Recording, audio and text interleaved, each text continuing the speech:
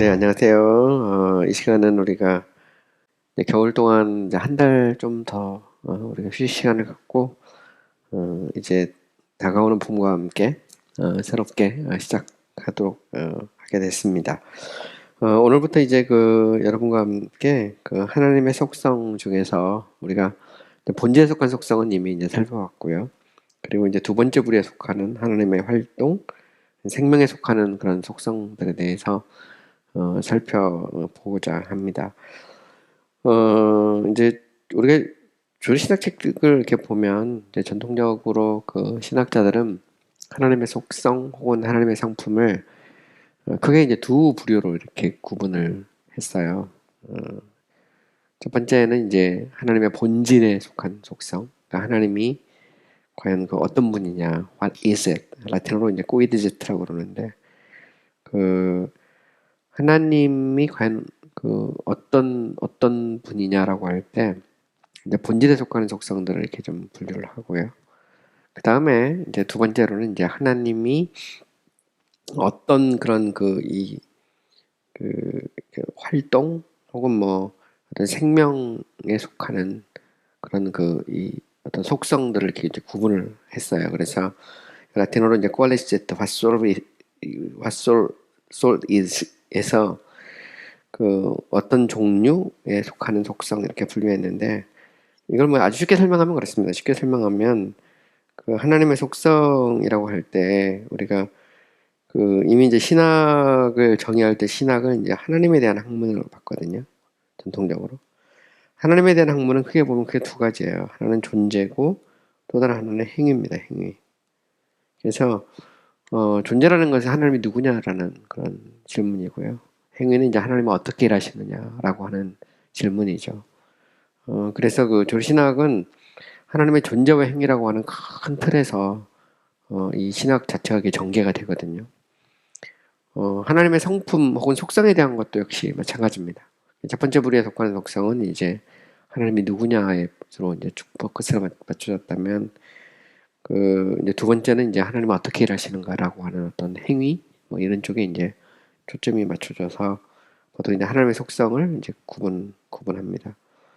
이것은 이제 뭐 절대적인 속성, 뭐 상대적인 속성 이렇게 표현하기도 하고요. 또 비공유적인 속성, 공유적인 속성 또 이렇게 표현하기도 합니다. 아니면 뭐 그냥 1차 질서 또 2차 질서 이렇게 구분할 수도 있어요. 비공유적, 공유적이라는 것은 개혁주의 신학자들이 많이 쓰긴 했는데 뭐 대부분 다 쓴 건 아닙니다. 사실 보면 비공유적, 공유적 속성이라는 것을 쓰지 않은 학자들도 되게 많아요. 아케나스의 신학대전에도 보면 비공유적, 공유적 이런 말 쓰지 않거든요. 왜냐하면 비공유적, 공유적이라고 할 때 그 용어 자체가 좀 문제가 있어요. 그것은 마치 하나님의 공유적 속성이라고 그러면 하나님의 공유적 속성을 마치 피조물에게 이렇게 공유할 수 있는 것처럼 그렇게 오해를 할 수 있거든요. 이런 면에서 보면 신성은 오직 하나님에게만 깃든 속성이거든요. 이것이 피조물에게 공유될 수는 없거든요. 이런 차원에서 보면 이 용어를 꺼린 그런 신학자들도 많아요. 가령 뭐 신약 신학자였던 장길 같은 경우도 하나님의 속성을 구분할 때 장길은 비공유적 공유적 속성이라는 것 자체를 좋아하지 않거든요. 그렇게 하지 않고 영이신 하나님이라는 그 차원에서 아크나스처럼 하나님의 속성을 이렇게 구분을 했습니다. 어쨌든 보면 공유적 비공유적이라는 게 절대적인 것은 아니다라고 하는 것을 우리가 좀 알고 이제 우리가 좀 공부를 하면 좋겠고요. 자, 그다음에 이제는 이제 조금 더 이제 구체적으로 본질에 대한 속성은 이미 이제 살펴봤고요. 그리고 이제 생명에 속한 속성에 대해서 우리가 좀 생각을 해보면 보통 이제 하나님의 생명에 속한 속성을 얘기할 때 여기서 이제 소위 말하는 이제 아리스토텔레스의 패컬티 사이콜로지라는 게 있어요. 패컬티 사이콜로지라는 것은 인간의 이제 영혼을 이렇게 살펴보면 영혼은 이제 크게 보면 두 가지 기능이 있다는 거죠. 이성이 있고 의지가 있다는 겁니다. 다시 이제 의지와 더불어서 이제 감정이 뭐 이걸 더 하기도 하고요. 또 경우에 따라서는 뭐 이제 덕을 여기 집어넣기 때문에 지의정덕 이렇게 표현하는데, 크게 보면 이제 이성과 의지로 이렇게 구분을 하죠. 근데 되게 재밌는 것은 뭐냐면, 하나님의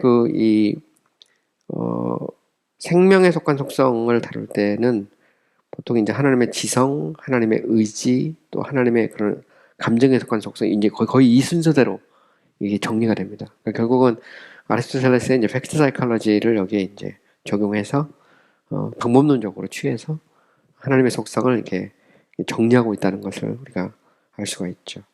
자, 윌리엄 퍼킨스 같은 경우는 이제 그 황금사슬에 보면 이제 이런 얘기를 합니다. 지금까지 우리는 하나님의 본질에 속하는 속성들에 대해 살펴봤다. 이건 이미 첫 번째 질서에 속하는 속성입니다.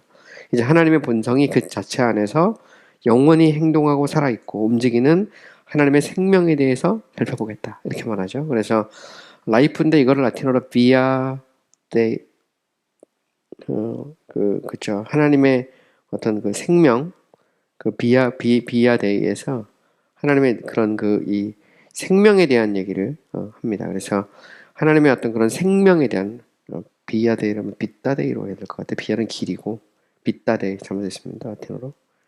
빗다 데이에서 하나님의 생명에 속한 속성에 대해서 이야기를 하죠.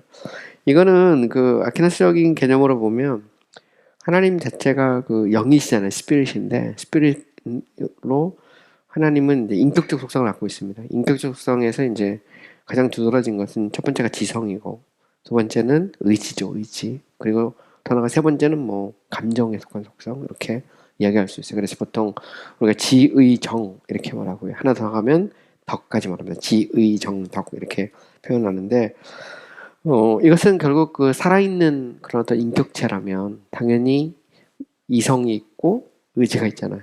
이제 이런 측면에서 이제 하나님의 속성을 이제 구분해 볼 수 있다. 이렇게 말하는 겁니다.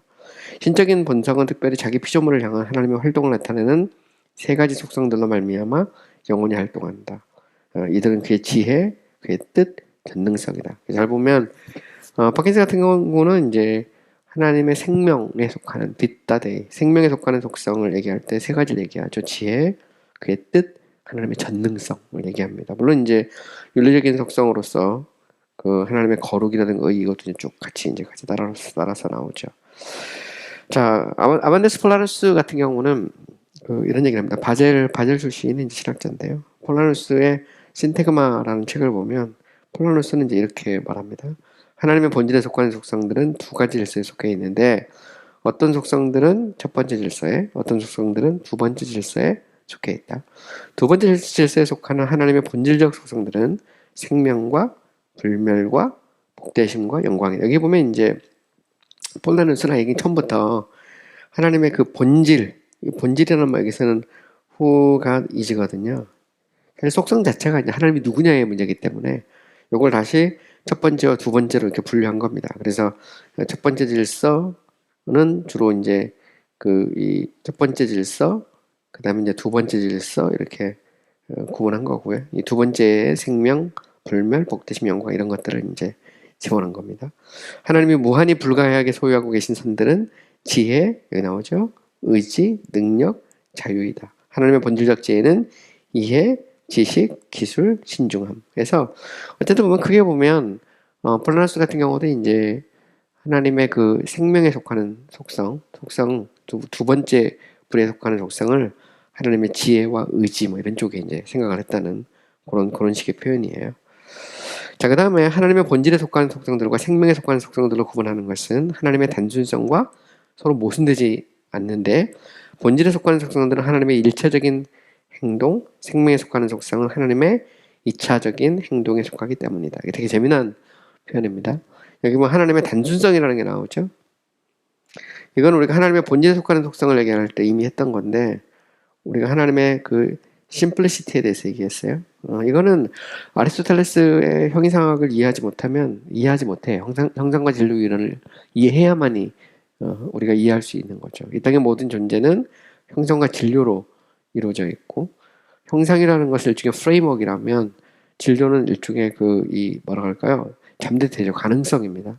재료니까. 그래서 결국 존재라는 것은 그 진료의 형상이 가해지면서 어떤 존재가 나오거든요. 근데 하나님은 어떠냐? 신이 있다면, 아리스토텔레스는 신이 있다면 그 신은 진료를 가지면 안 되죠. 그러면 그 신은 잠재태를 갖게 되고, 그 말은 결국은 신이 어떤 피조성을 갖게 되기 때문에 신은 형상 그 자체라는 겁니다. 형상 그 자체. 이거를 퓨어 액트, 그렇죠. 하나님은 뭐 심플 액트라고도 하고요. 단순 행동, 행동태. 그래서 보통 이제 형상을 행동태라고 그러고 진료를 이제 일종의 잠재태로 보거든요. 하나님은 형상 그 자체고 하나님의 행동태 그 자체죠. 하나님 자체가. 하나님은 form itself. 이걸 이제 성경은 하나님이 영이다라고 하는 그 표현, 또 야훼, 뭐 이런 하나님의 스스로 있는 자라는 그 표현에서 이 단순성을 신학자들은 이제 도출해냈어요. 그래서 하나님은 이 형상 그 자체죠. 근데 하나님의 성품을 얘기할 때 성품을 이렇게 분류하잖아요. 근데 그것은 하나님의 단순성과 서로 이렇게 충돌하거나 모순되는 것이 아니라는 것이죠. 이제 그런 면에서 이야기를 하고 있는 거고요. 단지 이제 이거를 구분하면 본질에 속하는 것은 하나님의 1차적인 행동, 그 다음에 그 생명에 속하는 속성은 하나님의 2차적인 행동, 이런 차원에서 이제 구분할 수 있다라는 그런 식의 이제 논의입니다. 재밌는 건 이제 알미니우스 같은 경우도 보면, 제이콥 알미니우스를 보면, 알미니우스는 크게 보면 이제 그 화란 개혁주의 신학자거든요. 레이덴 대학의 이제 교수였고요. 그 도르토에서 이제 서로 논쟁이 붙었던 고마르스와 같은 그런 학교 신학과에서 주 신학을 가르쳤던 인물이 바로 이제 알미니우스죠. 그 알미니우스 후예가 이제 누구냐면 볼스티우스라는 사람인데, 어쨌든 알미니우스도 그의 이제 그 신학책을 보면 다른 개혁주의 신학자들과 마찬가지로 본질에 속한 속성, 생명에 속한 속성으로 구분하고요. 생명에 속한 속성에는 지식과 의지 이렇게 말하죠. 이 말은 결국 이 알미니우스 자체도 뭐냐면 일종의 아리스토텔레스의 패culty 사이콜로지를 영향을 받았다는 것을 의미하죠. 종종 그런 경우가 있어요. 이 아리스토텔레스에 대해서 이제 이야기를 하면 보통 이제 이런 반문을 많이 하거든요. 특별히 이제 좀 알미니안적인 경향에 서 있는 사람들이 그 개혁주의 쪽을 이제 비판할 때 쓰는 그 비판 중에 하나는 뭐냐면, 개혁주의 신학에서 말하는 그런 어떤 절대 애정이나 뭐 특별 구속이나 뭐 그런 어떤 성도의 견인의 교리나 뭐 이런 것 자체가 이게 일종의 이게 아리스토텔레스의 철학의 영향을 받아가지고 성경을 이렇게 이성화한 거다 이렇게 이제 비판을 많이 하거든요. 근데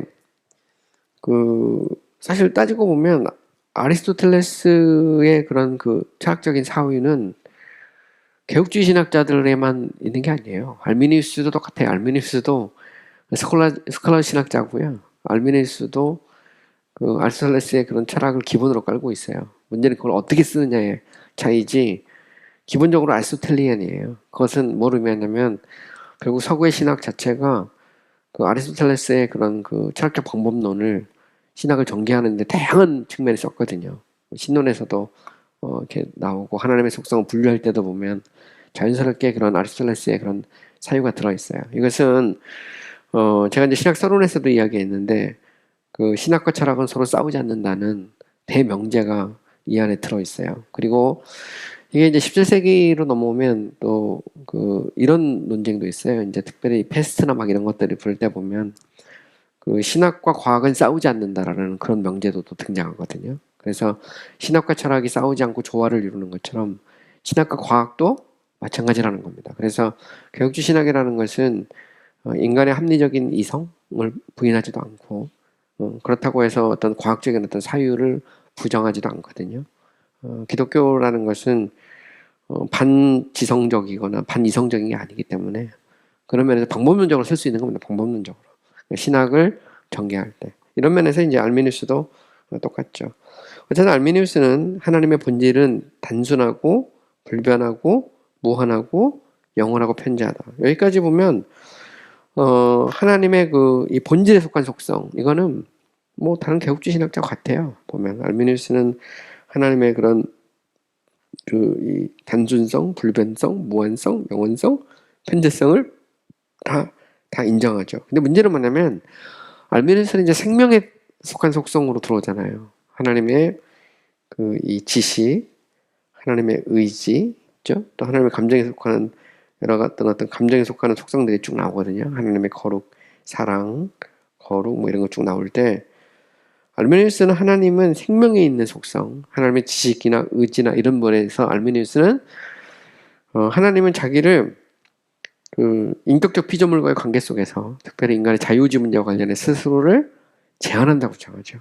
여기서 이제 개혁주의 신학자들, 정통주의 개혁주의와 알미니안적인 어떤 신학이 차이가 있어요.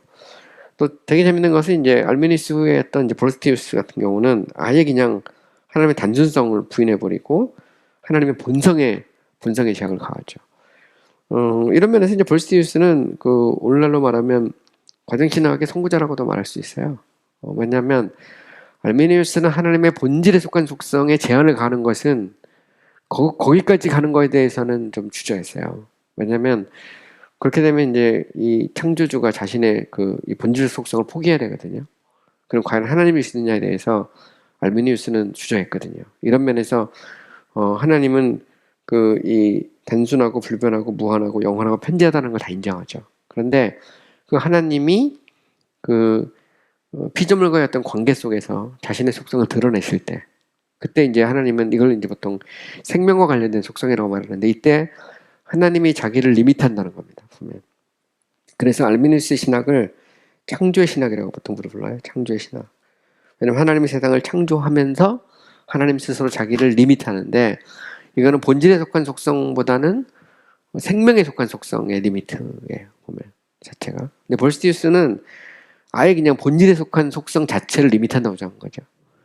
뭐 과정신학에서는 아예 그냥 하나님은 원래 완전하지 않고 존재기 자체도 아니고 하나님은 과정이고 피조물과의 관계 속에 자기를 완성해가는 어떤 과정 속에 있는 어떤 존재로 보거든요. 이런 면에서 보면 상당히 볼스티우스하고 좀 비슷한 그런 면을 갖고 있죠.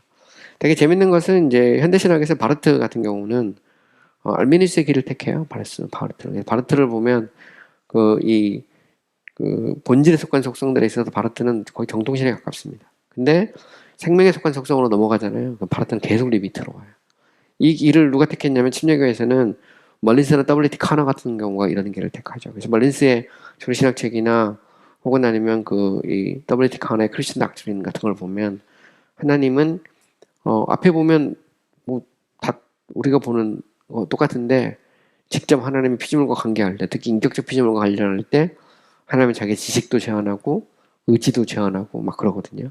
하나님 또 스스로 모르게 하기도 하고 막 그런 좀 우리가 볼 때 받아들이기 힘든 어떤 그런 이야기들이 멀린스나 카너의 책에 보면 나와요.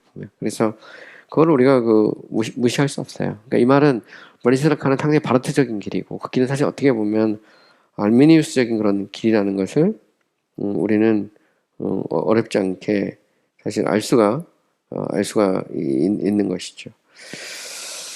자, 그 다음에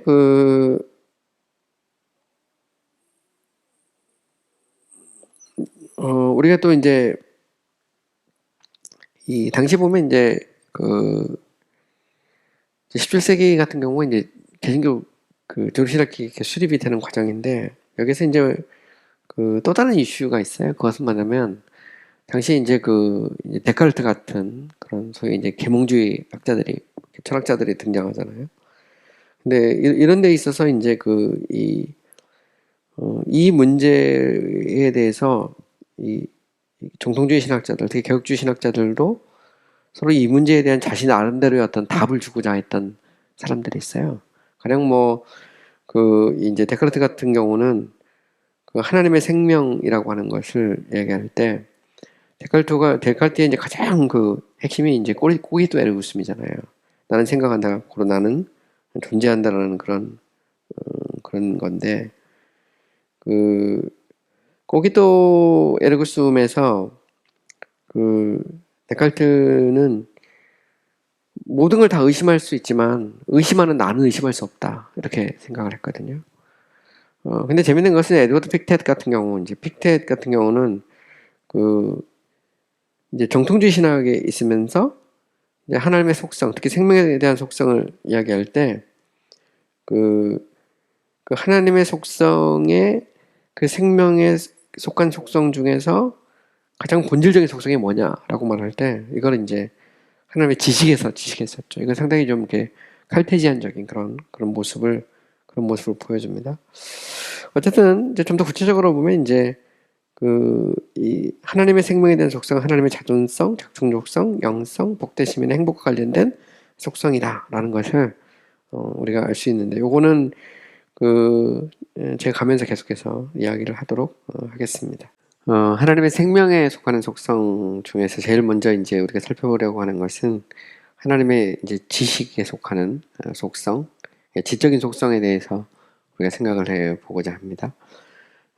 지식에 속하는 속성은 뭐 이해, 지혜, 지식, 진실하심, 신실하심 이런 것들을 이제 다룰 수가 있고요. 아만다스 폴라누스 같은 경우는 이제 그의 조직신학 책에서 이제 이렇게 이제 설명을 합니다. 하나님의 본질적 지혜는 이해, 지식, 기술과 신중함을 포괄한다. 여기 보면 이제 지혜라는 말이 나오죠. 그러니까 하나님의 본질의 사피엔티아라는 말이 원래 지혜라는 말인데, 이제 지혜를 이제 제일 먼저 다루는 겁니다. 두 번째는 이제 지식 스켄티아에서 지식을 다루는 거고요. 그러니까 지혜는 하나님의 그런 이해, 인텔리겐티엄, 그다음에 지식, 스켄티엄, 그다음에 기술, 아라댐, 신중함, 프루덴티엄 이런 것들이 이제 그 속에 이렇게 들어간다는 거죠. 그러니까 하나님의 지혜는 이해도, 지식도, 기술도, 신중함도 들어간다 이렇게 표현하는 겁니다. 두 번째로 이제 하나님의 지혜에 대해서 사피엔티아에 대해서 이야기하고 쓰고, 이제 두 번째는 이제 하나님의 지식 스켄티아에 대해서 이야기할 수 있는데, 하나님의 지식은 이제 일반적이거나 이제 특별한 그런 이 지식이 있다는 그런 말이에요. 그건 이제 내용은 이제 구체적으로 살펴보면 이제 알 수 있고요. 둘째로 하나님의 지식은 과거와 현재 일들에 대한 지식이며 미래의 일들에 대한 예지다 해서, 다시 지식은 과거와 현재에 대한 지식과 앞으로 미래에 있을 이 예지, 이 두 가지로 이렇게 구분하는 거죠. 그리고 예지는 보편적이거나 특별한 것으로 다시 구분하고요. 다시 하나님의 예지는 이론적이거나 실천적인 것으로 또 구분합니다. 더 나가서 이제 이 하나님의 지식을 다시 이제 폴라누스는 스켄티아 비조니스에서 이걸 뭐 눈으로 보는 지식 이렇게 표현했는데, 직관적 지식이라고 보통 많이 하거든요. 인투이티브 knowledge에서 보통 이제 비전 knowledge라고 하고 말하거든요. 그 다음에 이제 단순히 하는 지식에서 심플리쿠스 인텔리겐티아에서, 이건 나중에 이제 하나님의 지식을 구분할 때 제가 좀 더 구체적으로 이야기를 할 건데, 이 정통적으로 신학자들은 하나님의 지식을 크게 보면 simple intelligence하고 영어로 표현하면, 그 다음에 비전 knowledge하고 두 가지로 보통 구분을 해요. 심플 인텔리전스라는 것은 하나님이 그냥 아시는 겁니다. 아시는 거예요. 그냥 하나님 자체가 과거와 현재와 미래가 동시에 현존하잖아요. 그러니까 하나님이 하나님의 단순성의 기초로 볼 때 하나님이 모든 것을 다 아는 겁니다. 이때는 일어날 일과 일어나지 않을 일을 다 포함하는 거예요. 가능성. 보통 이제 가능성에 대한 지식이라고 보통 말하고요.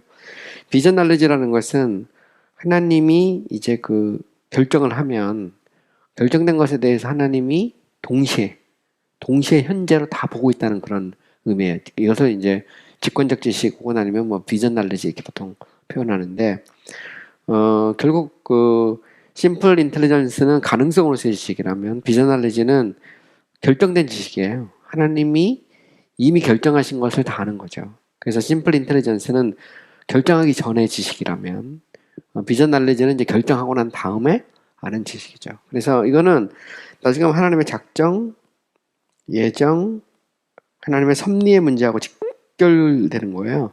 그러니까 하나님이 이 땅에 모든 걸 작정하시잖아요. 이 말은 하실 것도 있고 하시지 않은 것도 있어요. 그렇잖아요. 세상을 만들 수도 있고 안 만들 수도 있지만 하나님이 만들기로 하신 거죠. 그러면 하나님은 세상에 대해서 다 알고 계실 수밖에 없는 거예요. 세상을 만들기로 하지 않았을 때, 만들기 이전에 대한 어떤 지식을 심플 인텔리전스라고 말하면, 하나님이 세상을 만들고 어떻게 하시겠다라고 작정하신 지식을 비전 날리지 이렇게 보통 표현할 수가 있어요. 이건 나중에 가면 제가 좀 더 자세히 이야기를 하고요. 왜냐면 이제 알미니스 같은 경우는 이 심플 인텔리전스하고 비전 날리지 사이에 스캔티아 미디어라고 해서 중간적 지식, 미들 날리지에 대한 얘기를 해요. 중간적 지식에 대한 얘기. 그것은 하나님의 미래의 사건, 예지와 관련해서 하나님 스스로가 인격적 피조물과의 관계에서 스스로 자기가 모르기를 하시는 거, 모르기로.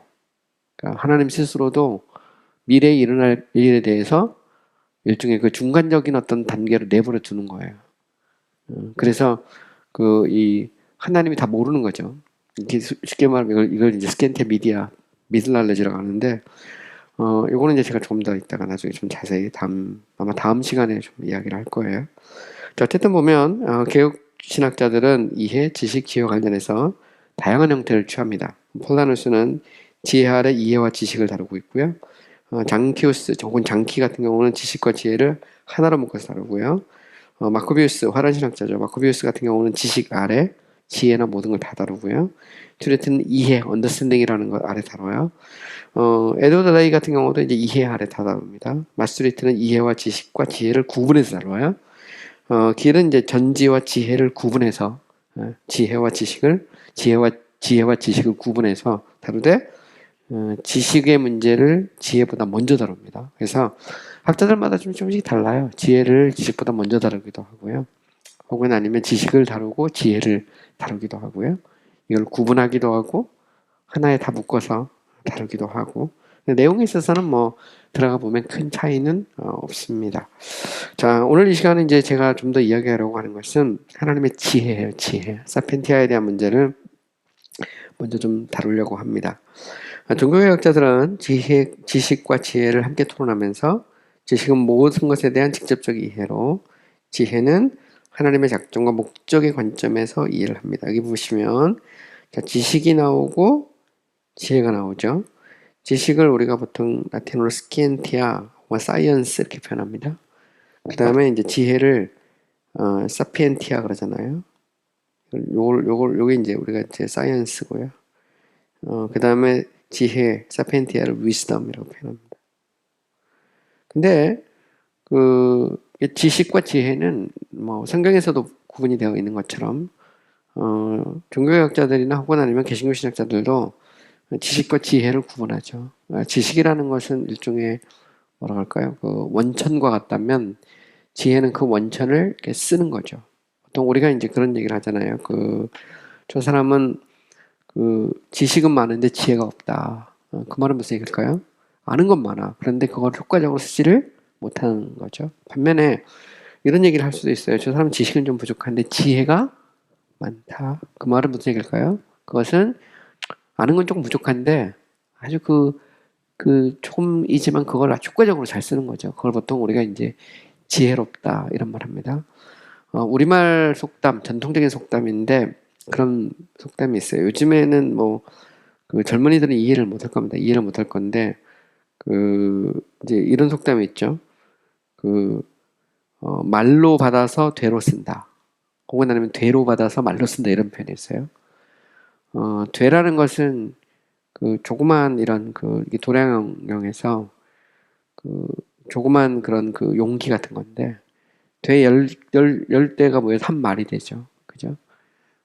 그리고 한 말은 이제 10대로 이루어져 있는데 옛날에는 쌀 같은 거 이렇게 계량할 때 다 그걸로 계량을 했어요. 근데 이제 이런 얘기를 하죠. 그러니까 말로 받아서 되로 쓴다는 말은 많이 받아가지고 조금밖에 못 쓰는 걸 말하죠. 또 반면에 되로 받아서 말로 쓴다는 것은 조금밖에 없는데 크게 쓴다는 그런 의미입니다. 여기는 지혜와 지식에 대한 어떤 구분이 이 속에 들어있는 것을 알 수가 있죠. 우리가 지식도 중요한데 지혜도 중요합니다. 특별히 잠언서는 계속해서 지혜에 대해서 이야기를 하고 있죠. 근데 종교학자들도 지식이라고 하면 지식은 이제 모든 것에 대한 직접적 이해로, 그 다음에 지혜는 하나님의 작정과 목적의 관점에서 이해했죠. 그래서 하나님은 모든 것을 아시죠. 그런데 그걸 어떻게 쓸 것인가, 그죠? 그건 하나님의 어떤 목적, 하나님의 어떤 작정과 관련되어 있는 거죠. 그래서 지혜와 지식이 구분이 되는 겁니다. 칼빈은 하나님의 지혜를 인간의 이해를 훨씬 뛰어넘는 측량할 수 없는 작정으로 본 거죠. 사실 하나님의 지혜는 무한하기 때문에 우리는 하나님의 지혜를 이해할 수 없다. 그는 창조를 하나님의 지혜의 거울로 우리를 향한 하나님의 선하심에는 더 큰 지혜가 나타나 있다 이렇게 주장하죠. 보시면 칼빈 같은 경우는 이제 창조와 구원의 문제를 얘기할 때 이거는 뭐 하나님의 어떤 작정의 결과죠. 그러니까 이 땅의 모든 피조물, 그거는 하나님의 지혜가 나타나 있잖아요. 그래서 우리가 강아지나 나무나 뭐 식물, 뭐 그 다음에 뭐 수많은 동물들, 사람들 다 보면 그 속에 하나님의 번득이는 지혜가 나타나 있습니다. 그런데 이런 어떤 창조물뿐만 아니라 하나님의 구원, 그죠? 하나님의 선하심을 결정적으로 드러내는 하나님의 구원의 역사에는 하나님의 지혜가 들어있죠. 특별히 아들 예수 그리스도를 보내는 것은 하나님의 지혜의 절정이라고 말할 수가 있어요. 여기서도 보면 하나님의 지혜가 있는 것을 우리는 볼 수 있죠. 그래서 제가 전에도 그런 얘기를 한 적이 있는데 전통적으로 신학자들, 특히 청교도 신학 책들을 읽다 보면 하나님의 행위와 관련된 성품을 이야기할 때 그 세 가지를 얘기합니다. 하나님의 wisdom, power, goodness. 하나님의 지혜와 능력과 선하심. 지혜라는 것은 일종의 디렉티브거든요. 하나님의 어떤 그 방향을 결정하는 거라면, 파워는 그것을 이루어지게 만드는 어떤 그런 힘이죠, 힘. 그 다음에 선은 목적입니다, 목적. 그래서 이 땅의 모든 것은 하나님의 지혜와 능력과 선하심의 결과라는 것을 볼 수 있어요. 속성분류라는 것도 그렇습니다. 속성분류도 우리가 신학적으로 복잡하게 막 하지만, 우리가 교회에서 설교할 때나 성경 공부할 때는 뭐 이렇게 이런 속성분류가 사실 별 필요가 없거든요. 우리는 그냥 하나님의 전지, 전능, 영원, 편재, 무함하면서 쭉 나가는데, 그걸 구분하지 않고 쭉 이야기하는 경우가 많죠. 근데 어쨌든, 구분을 해보면 그렇습니다. 구분을 해보면 좀 더 우리는 본질에 속한 속성, 생명에 속한 속성, 행위에 속한 속성을 구분할 수 있고, 행위에 속한 속성, 하나님의 어떤 이 living spirit, 살아계신 영으로서 하나님의 어떤 지성의 문제를 제일 먼저 이야기할 수 있고, 지성에서 하나님의 지식과 지혜를 얘기할 수 있는 거죠. 그 중에서 지금 우리가 지혜를 얘기하고 있는데, 지식이라고 하는 것은 모든 것에 대한 어떤 알미라면, 지혜라는 것은 하나님의 어떤 작정, 하나님의 어떤 운행하시는 거잖아요. 섭리가 그 속에 드러나니까 당연히 창조 속에서도 또 하나님의 구원의 역사 속에서도 하나님의 지혜가 번득이고 있는 것을 우리는 알 수가 있는 것이죠. 자, 그 다음에 이제 개혁주의 신학자들은 하나님의 지혜를 하나님의 전지 개념의 필수적이고 부차적인 것으로, 필수적으로 부차적인 것으로 보았어요. 이 말은 무슨 얘기냐면, 우리가 모든 걸 알잖아요. 그러니까 하나님의 전지라는 하나님의 지식의 문제라면 여기에 반드시 뭐가 있어요? 하나님의 지혜가 따르는 거죠. 그죠? 모든 것을 아시는 그분이 자신의 지혜로 모든 것을 통제하시는 것을 우리는 볼 수 있다는 겁니다. 그러면 이제 퍼킨스나 뭐 에임스, 볼레비우스, 뭐 길 이런 신학자들은 하나님의 지혜와 지식을 구분하지 않았어요. 왜냐하면 하나님의 지혜가 곧 지식이고 지식이고 하나님의 지혜다 이런 생각을 가지고 있었다는 거죠. 하지만 그들은 지식은 첫 번째 원리들과 그 원리들에서 조절할 수 있는 결론에 대한 지식으로, 지혜는 원리들과 그것들이 암시하는 결과들이나 목적들에 대한 지식으로 이해했다. 조금 차이가 있죠. 그러니까 지식은, 지식이라고 하는 건 뭐냐면 제1 원리가 있다면 그 원리에 도출할 수 있는 거고, 지혜라는 것은 그 모든 것을 이제 이렇게 움직이는 어떤 방향, 뭐 이런 것들을 이제 생각해 볼 수가 있는 것이죠. 그래서 지식은 첫 번째 원인과 관련되지만 지혜는 마지막 인관성, 파이널 코절리티에 대한 지식으로 이해를 했다는 겁니다. 지혜는 지성 안에 포함된 지식의 질서를 부여하고 사용하는 능력이죠. 그래서 아주 쉽게 설명하면, 제가 이미 이제 말씀을 드렸는데, 지식은 말 그대로 그냥 원천이죠. 아는 겁니다. 모든 것에 대한 지식을 말한다면, 지혜라는 것을 어떻게 쓸 것인가, 어떤 효과적인 어떤 방향이나 목적, 뭐 이런 것들이 이제 지혜에 속한 것이죠. 그래서 우리에게는 지식도 필요하지만 지혜도 필요하죠. 근데 우리가 이거는 무시할 수 없어요. 지혜와 지식이라고 말할 때 지식과 지혜가 서로 떨어져 있는 건 아닙니다. 사람이 알아야, 옛날에 우리말 속담 면장을 한다 이런 말이 있어요. 그러니까 뭐든지 알아야 지혜도 나오는 겁니다. 모르는데 지혜가 나온다는 것은 사실은 그 자체가 말도 안 되죠. 그러니까 하나님의 지혜는 하나님의 지식에서 나오고, 그리고 하나님의 지식은 하나님의 지혜와 서로 때려댈 수가 없는 것이죠. 그래서 파킨스나 에임스나 볼라비우스나 길 같은 사람은 하나님의 지혜와 지식을 구분하지 않고 했다는 얘기가 바로 이제 그 말입니다. 결국 하나님의 지식은 곧 지혜고 지혜는 곧 지식이죠. 물론 이제 원천의 측면에서 보면 뭐 지식과 지혜를 구분하고 또 목적이나 결과의 측면에서 보면 얼마든지 이제 구분할 수는 있어요. 구분할 수는 있지만 그러나 그렇다고 해서 하나님의 그 이 지식과 지혜가 본질적으로 이렇게 그 뭐라 그럴까요? 그 다르다 이렇게 말할 수는 없다는 거죠. 자, 레이 같은 경우는 이런 얘기를 합니다. 하나님의 지식은 우리 이해에 있어서 그의 지식과 다르다. 그의 지식은 모든 대상에 대한 단순한 이해. 되게 재미난 말이죠. 자, 이 말은 뭐냐면 하나님의 simple apprehension. 하나님은 모든 것을 그냥 보면 직관으로 알죠. 하나님은 다 알아요. 그죠?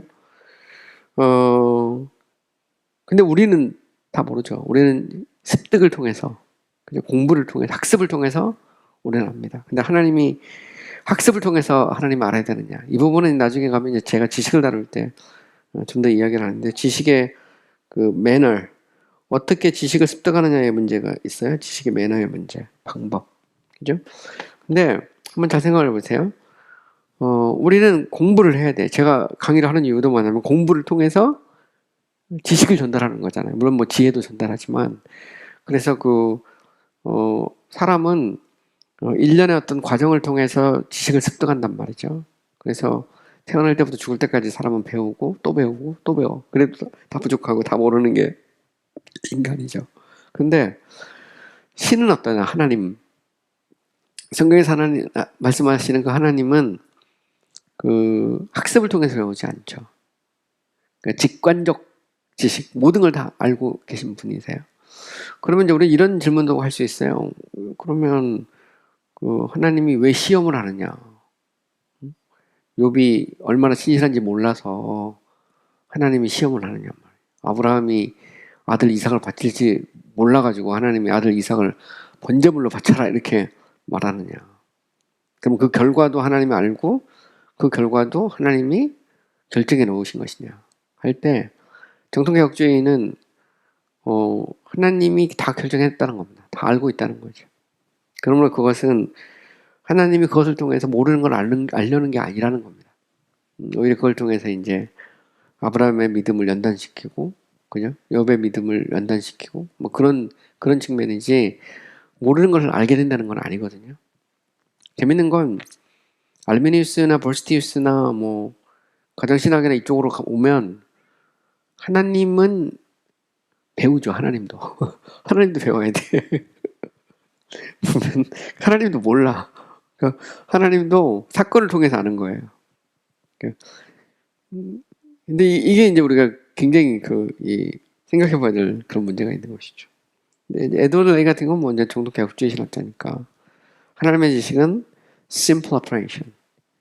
하나님은 그냥 다 아는 거예요. 아는 거죠. 그죠? 하지만 그의 지혜는 그가 모든 것의 질서를 잡고 처분하는 것으로 생각한다. 그래서 그 지식의 보고에서 하나님이 어떻게 일하시는 거, 그건 이제 하나님의 지혜가 그거를 통제하죠. 그래서 지혜라는 것은 일종의 어떤 방향과 관련된 속성이에요. 일종의 directive faculty죠. 보면. 그래서 그의 지식을 행동으로 생각된다면 그의 지혜는 습관이나 내적인 원리로 생각이 된다. 이게 되게 재밌죠? 그것이 그럴 뿐 아니라 우리는 오직 이런 방식으로 그것을 이해한다. 예. 이 에드워드 레이의 조신학책에 나오는 그런 표현인데, 하나님의 지식이 행동이라면 그의 지혜는 습관이나 내적인 원리다. 하나님은 지혜롭죠. 하나님은 언제나 지혜롭습니다. 그죠? 그래서 모든 것을 지혜롭게 운행하시죠. 오늘도 왜 하나님이 빨리 안 오시느냐? 그것도 하나님의 지혜에 달린 겁니다. 하나님의 계획과 작정 속에 달려 있는 것이죠.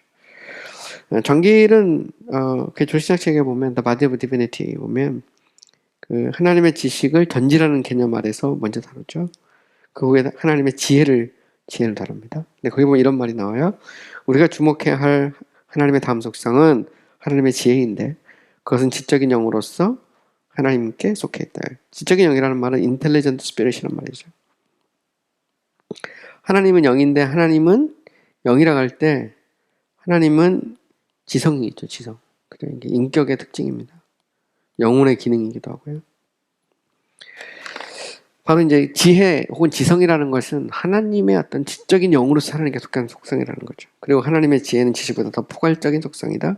그것은 지식을 전제할 뿐 아니라 그의 능력과 선하심처럼 지식을 최선의 방법으로 최선의 목적들과 작정들에 맞게 지식을 인도하며 사용하기 때문에. 그래서 제가 이미 이야기했던 것처럼 디렉티브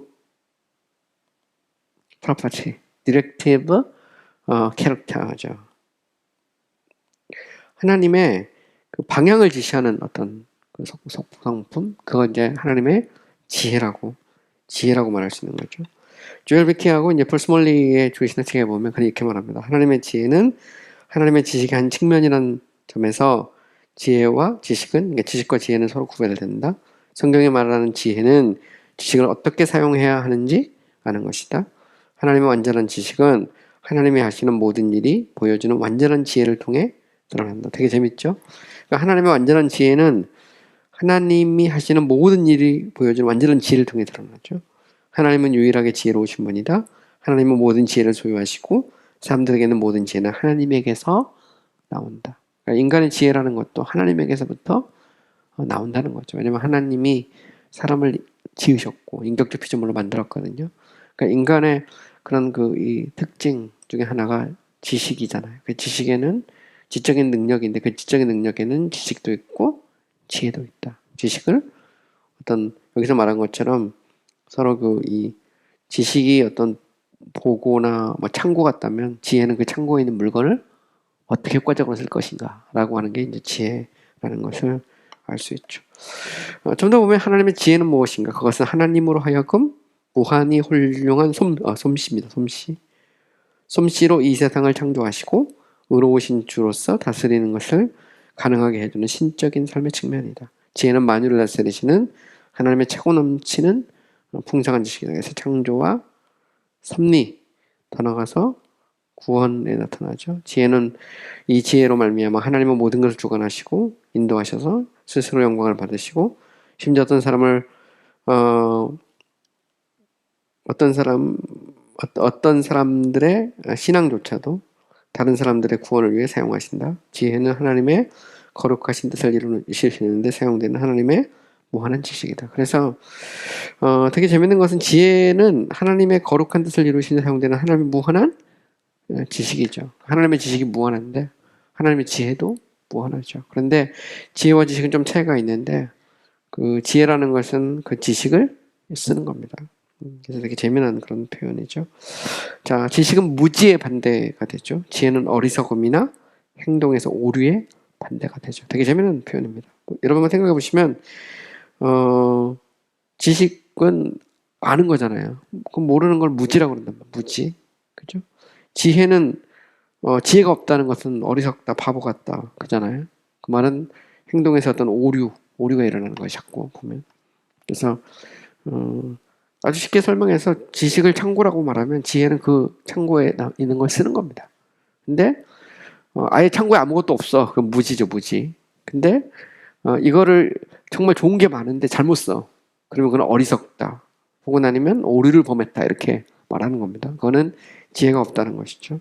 레이는 이런 얘기를 합니다. 하나님의 지혜 혹은 신중함과 적정은 하나님이 이루어진 모든 일을 최고의 지성으로 올바로 이해하며 결과적으로 가장 완벽한 조화와 아름다운 질서로 모든 것이 그것들 안에서와 하나님과 더불어 이루어지게 하는 것이다. 그래서 우리는 이 우주 만물, 자연을 관찰할 때 하나님의 지혜가 얼마나 놀라운지 찬미하지 않을 수 없는 것이죠.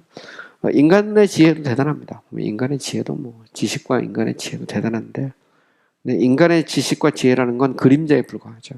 유한하고 제한적입니다. 그러나 하나님의 지혜와 지식은 무한하죠. 그리고 우리는 그것을 피조물을 통해서 칼빈이 이야기했던 것처럼 또한 더 나아가서 하나님의 선하심이 정말 궁극적으로 나타나는 구원의 역사를 통해서 하나님이 얼마나 지혜로우신 분인지를 알 수 있죠. 개혁주의 신학자도 하나님의 본질적 지혜로서 로고스이신 예수 그리스도와 하나님의 지혜를 구분하죠. 여기 보면 여러분 그리스도, 그죠? 로고스이신 그리스도와 성품으로서의 하나님의 지혜는 서로 구분되죠, 당연히. 그걸 말한 겁니다. 물론 예수 그리스도는 본질상 하나님이기 때문에 하나님의 지식과 지혜를 가지고 있죠.